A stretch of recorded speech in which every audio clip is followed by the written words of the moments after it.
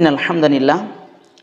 প্রিয় দেশবাসী, আমি আপনাদের সকলের পক্ষ থেকে আমাদের সরকার বাহাদুর, আমাদের সরকারের প্রধান উপদেষ্টা ডক্টর ইউনূস সাহেবের কাছে বিনীত আবেদন এই যে, আমরা এই দেশে যদি কোনো আইন বাস্তবায়ন করতে চাই, আমরা এই দেশে কোনো নীতিমালা প্রয়োগ করতে চাই, আমরা সর্বপ্রথম চিন্তা করব, প্রথম যে চিন্তাটা সেটাই হবে ইসলামিক চিন্তা। কেন? এই দেশ ৯৫% মুসলমানদের দেশ। সুতরাং এই দেশে যদি আমি ইসলাম নিয়ে চিন্তা করি, কোনো কাজ করতে গিয়া ইসলামী রীতিনীতিমালা, ইসলামী আইন কানুন এইগুলো যে আমি নিয়ে চিন্তা করি, তো এই দেশে কি কোনো দিন অরাজকতা সৃষ্টি হবে না, কোনো বিদ্রোহ সৃষ্টি হবে না। কেন?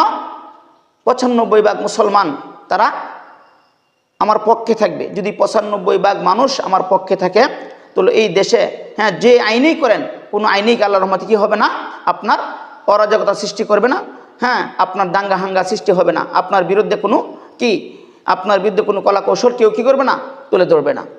তো এই জন্য আমি আপনাকে উদারতা আহ্বান রাখবো যে আপনি যেই কাজ করেন, যেমন কিছুদিন আগে আপনারা কি করেছেন, আমাদের সরকার বাহাদুরের যে সমস্ত সদস্যরা আছে ওনারা থেকে কয়েকজন একটা টাকা বের করছেন, এর ভিতরে আপনারা কি দিয়েছেন, যে মন্দিরের ছবি দিয়েছেন। এটা নিয়ে দেশে তুলপাল হয়েছে, আওয়াজ তুলেছে, তুলবেই।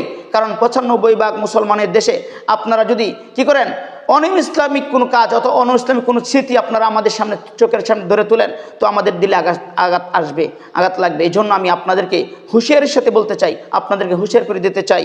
কারণ বিগত সরকার যেনারা ছিল, সরকার বাহাদুর যারা ছিল, যারা ইসলাম বিরোধী কাজ করেছে, ওলামায়ে কেরাম বিদ্বেষী কোনো কাজ করেছে, তারা টিকতে পারে নাই। এজন্য আমি আপনাদেরকে প্রথম থেকেই সূচনা থেকেই ওলামায়ে কেরামও বলেছে, অনেকেই বলেছে, আমিও বলতে চাই ছোট হিসাবে, যে আপনারা যে কোনো কাজ, যে কোনো নীতিমালা, যে কোনো আইন আপনারা বাস্তবায়ন করতে চান, আপনারা প্রথম চিন্তাটা নিয়ে আসবেন ইসলাম, যে ইসলামকে শীর্ষস্থানে রেখে তারপরে আমাদের যে সমস্ত জাতি ভাইয়েরা আছে, আমরা তাদেরকে নিন্দা করি না, আমরা তাদেরকে প্রতিপন্ন করি না, আমরা তাদের বিদ্রোহ করি না, তারাও আমাদের সাথে থাকবে। আমরা যেভাবে শান্তিতে থাকি, আমাদের অন্য অন্য ধর্মের অবলম্বী ভাইয়েরাও তারা এভাবেই থাকবে আমাদের সাথে।